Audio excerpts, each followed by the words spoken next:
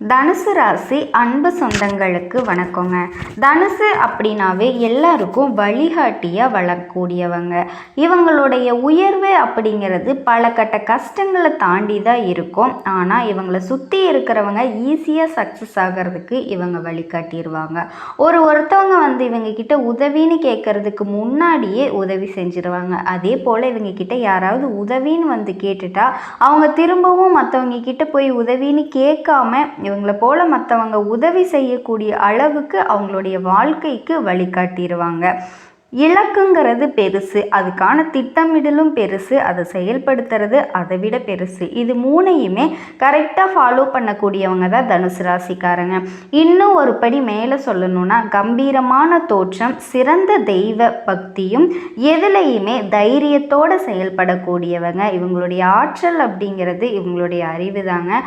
இந்த பையன் மட்டும் எப்படி தான், இந்த புள்ள மட்டும் எப்படி தான் இப்படி சாதனை பண்ணுதுன்னே தெரியலப்பா, நம்மளும் தான் பெற்று வச்சிருக்கோமே, நம்மளும் தான் இருக்கமே அப்படின்னு மற்றவங்களை இவங்க கூட கம்பேர் பண்ணி தன்னைத்தானே நொந்துக்கிறதுக்கும் தன்னை சார்ந்தவர்களை நொந்துக்கிறதுக்கும் ஒரு காரணக்கர்த்தாவாக இருப்பாங்க. ஆனால் இவங்க மற்றவங்கெல்லாம் பெருமை பேசணும், மற்றவங்க நம்ம மேலே பொறாமை பண்ணணும்னு செய்ய மாட்டாங்க.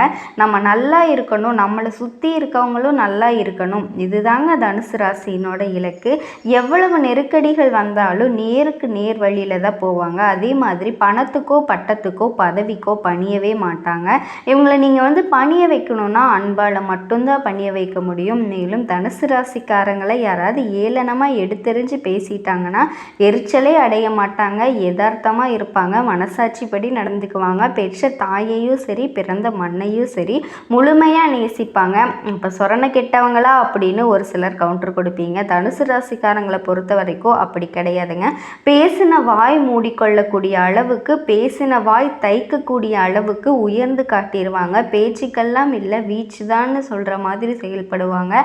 அவங்க தலை குனியக்கூடிய அளவுக்கு உயர்வாக இருக்கும். கெட்டாலும் மேன்மக்கள்னு சொல்கிற மாதிரி நீ எவ்வளவுதான் கேடு கட்டத்தனமாக பேசி இவங்களை அசிங்கப்படுத்தி அவமானப்படுத்தி அனுசரிச்சிடலாம்னு நினச்சாலும் இவங்களுடைய எண்ணம் அப்படிங்கிறது இவங்களை மேலும் மேலும் உயர்த்திக்கிட்டே தான் போகும். என்னைக்கு வேணாலும் நீங்கள் பணத்தால் உயர்வால் இருக்கலாம், ஆனால் இவங்க குணத்தால் என்றைக்குமே பணக்காரங்க தான். இப்படிப்பட்ட குணாதிசயங்களை கொண்ட தனுசு ராசிக்கு தலைப்பை பார்த்துருப்பீங்க. 38 ஆண்டுகளுக்கு பிறகு பாம்பு ரூபத்தில் வரும் தனுசு ராசிக்காரர்களே, திடீர் திருப்பங்களுக்கு தயாராக இருங்க. கொஞ்ச நாட்களில் நிறைய மாற்றங்கள் வரப்போகுது. உடனேம்மா கம்முனிருமா, நீ முன்னாடி சொன்னதெல்லாம் கரெக்டு தான், எல்லாரும் எங்களை எப்படியாவது சாய்க்கணும்னு நினைக்கிறாங்க, நீ வேற பயம்படுத்தாத, பாம்பு ரூபத்தில் என்ன வரப்போகுது, ஆல்ரெடி என்னை சுற்றி இருக்கிறது எல்லாமே விஷப்பாம்புகள் தான், பயம் வேண்டாங்க. நவ கிரகங்களில் சனி பெயர்ச்சி எந்த அளவுக்கு முக்கியமோ அதே மாதிரி ராகு கேது பயிற்சிங்கிறது உங்களுக்கு சாதகமாக இருக்குது.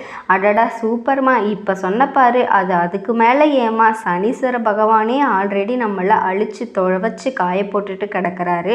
இதில் இந்த ராகு கேது வேற இவங்க நமக்கு நல்லது பண்ணுவாங்களா? எனக்கு எல்லாம் தெரியுமா, பெருசாக நீ ஜோசியம் சொல்ல வந்துட்ட. ராகு கேது எப்பவுமே நமக்கு கெட்டது தான் பண்ணுவாங்க. இப்படி பாம்புனாவே விஷம்னு நினைக்கிற மாதிரி புரியுதுங்களா? அந்த மாதிரி இல்லை. ஆனால் இந்த பாம்பு கிரகங்கள் இருக்காங்க இல்லையா, இந்த ராகுவும் கேதுவும் சூரியன் சந்திரன் இவங்க கிரக நிலையில் இருக்கிறப்ப உருவானவங்க தான் நிழல் கிரகம். ஸோ இவங்களால நம்ம நிழல் கிரகம் அசுப கிரகம்னு அடையாளப்படுத்தினாலும் இவங்களுக்கு தனியாக கெட்டதை மட்டுமே செய்யக்கூடிய குணம் கிடையாதுங்க. நல்லதையும் செய்வாங்க, கெட்டதையும் செய்வாங்க. அதாவது இப்போ மனுஷங்க எப்படி நல்ல கூட சேர்ந்து செய்வாங்களோ, நல்ல மனுஷங்க கூட சேர்ந்தால் நல்லது செய்வாங்க, கெட்ட மனுஷங்க கூட சேர்ந்தா கெட்டதே செய்வாங்க இல்லையா, அந்த மாதிரி இவங்க எந்த இடத்துல இருக்காங்களோ அந்த ராசி அந்த கட்டத்தை குணத்தை பார்த்து எடுத்துக்குவாங்க. அந்த வகையில் இப்போ மாற்றம் தரக்கூடிய, அதாவது மாறி இருக்கக்கூடிய இந்த ராகு கேது பயிற்சிங்கிறது நம்முடைய தனுசு ராசிக்கு திடீர் திருப்பங்கிறது அதிர்ஷ்டத்தை ஏற்பட போகுது. அது என்ன ஏதுங்கிறது இப்போ தெளிவாக பார்க்கலாம். அதாவது இந்த விஸ்வாசு வருஷம் இந்த தமிழ் மாதத்தில் தொடங்கி இருக்குங்க, இந்த சித்திரை மாதத்தில். அதுக்கப்புறமா உங்களுக்கு நிறைய வித்தகமான பலன்களை எல்லாமே கொடுக்க போகுது. உத்திரம் நட்சத்திரம் 1ஆம் பாதத்தில் இருந்து சிம்ம ராசிக்கு கேதுவும் பயிற்சி ஆகிறாங்க. இந்த ராகுவும் கேதுவும் மற்ற கிரகங்கள் மாதிரி முன்னோக்கி நகராது கிடையாதுங்க, பின்னோக்கி நகரக்கூடியவங்க. இதனால தான் இவங்க ஸ்லோ மோஷன், அதாவது சனீஸ்வர பகவானுக்கு பின்னாடி அதிகபட்சமாக ஒரு இடத்துல இருந்து இன்னொரு இடத்துக்கு மாறுறதுக்கு டைம் எடுத்துக்கூடியவங்க. இப்போ பொதுவாக இவங்களை பற்றினா நம்முடைய எண்ணங்கள் என்னன்னா தப்பு தான் பண்ணுவாங்க, தீமை தான் கொடுப்பாங்க அப்படின்னு நினச்சிட்டு இருக்கோம். ஆனால் அப்படி கிடையாதுங்க. ராகுவை போல கொடுப்பாரும் இல்லை, கெடுப்பாரும் இல்லை. சரிங்களா? இதை தெரிஞ்சுக்கோங்க.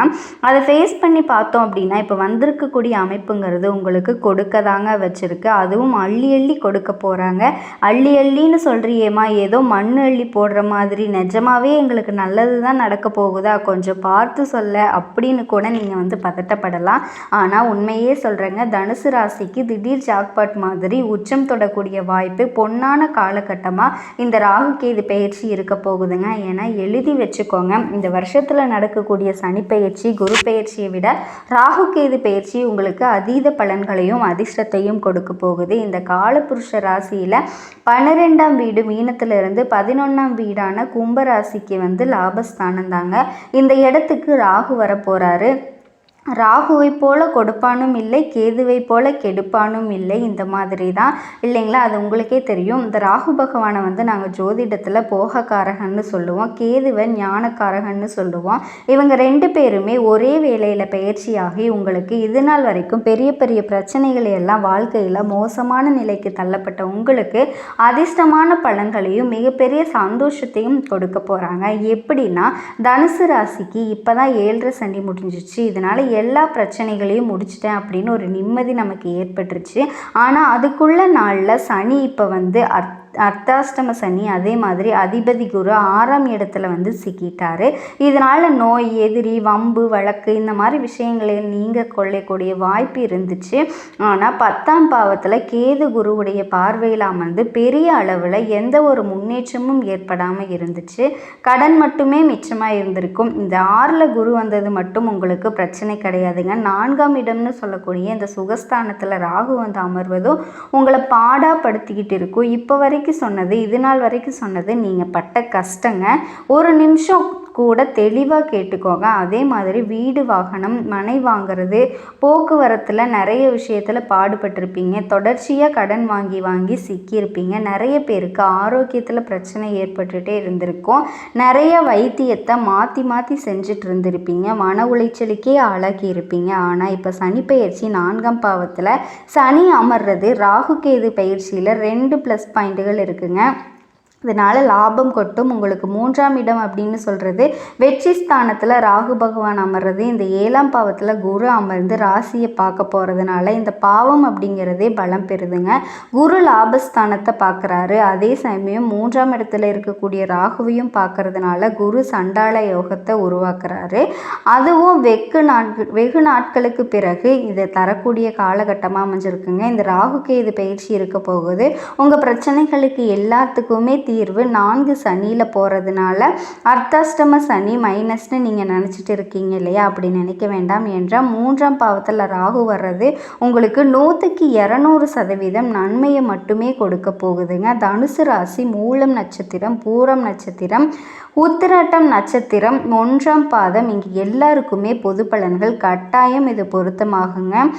100க்கு 70 இல்லைங்க, 80-90 கூட நம்ம சொல்லக்கூடிய பலன்கள் உங்களுக்கு படித்தமாகும். நல்லா தெளிவாக தெரிஞ்சு வச்சுக்கோங்க. உங்களை பொறுத்த வரைக்கும் ராகு பகவான் என்ன பண்ணுறாருன்னா சுகஸ்தானத்தில் இருந்து தைரிய வீரிய ஸ்தானத்துக்கு மாறுறாரு. அதே மாதிரி கேது பகவான் தொழில் ஸ்தானத்தில் இருந்து பாக்கியஸ்தானத்துக்கு மாறுறாரு.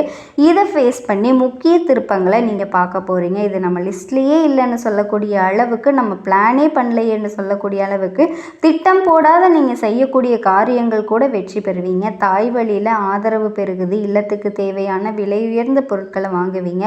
கோர்ட்டு கேஸு, வம்பு வழக்கில் உங்களுக்கு இருந்த பிரச்சனைகள் எல்லாமே முடிய போகுது. வாழ்க்கையில் வளர்ச்சி உண்டாகுதுங்க. திடீர்னு வெளிநாட்டு பயணம் போனாலும் போவீங்க, வீசா கிடைக்கும்.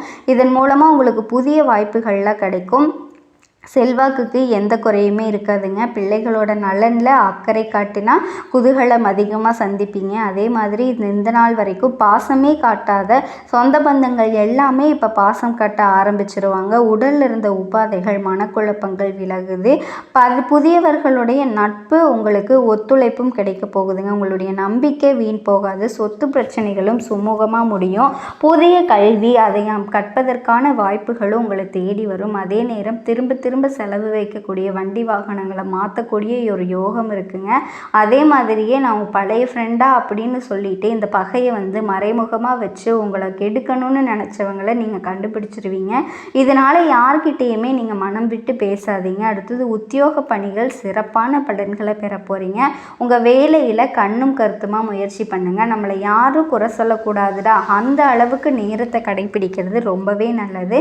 அதே மாதிரி கூட வேலை பார்க்குறவங்க பார்த்திங்கன்னா சக ஊழியர்கிட்ட ஒத்துழைப்பு கிடைக்கும். மேலிடம் உங்ககிட்ட கனிவான உறவை மேற்கொள்வாங்க. அறிமுகம் இல்லாத நபர்கள்கிட்ட கொஞ்சம் எச்சரிக்கையாக இருக்கணும். அதே மாதிரி வேலை வெளியூர் நிமித்தமாக பயணம் போயிட்டு வருவீங்க. பதவி உயர்வு இடமாற்றமெல்லாம் கிடைக்கும். எந்த ஒரு முயற்சியிலையும் வெற்றி பெறுவீங்க. அடுத்து வியாபாரிகளுக்கு குறைஞ்சபட்ச லாபம் உறுதியாக கிடைக்குங்க. போட்டிகள் அதிகமாக இருந்தாலும் வாடிக்கையாளர்களோட ஆதரவுனால உங்களுக்கு கிடைக்க வேண்டியது கிடைச்சே தீரும். உங்ககிட்ட வேலை பார்க்குறாங்க, அவங்கள பார்த்தீங்கன்னா நீங்கள் தொடர்ந்து கண்காணிக்கிறது ரொம்பவே நல்லது. யாருக்கிட்டேயுமா அனுசரணையான உறவை கையாளுறது ரொம்பவே நல்லதுங்க. தனுசு ராசி அன்பு சொந்தங்களுக்கு இனி வரக்கூடிய நாட்கள் ரொம்பவே அமோகமாக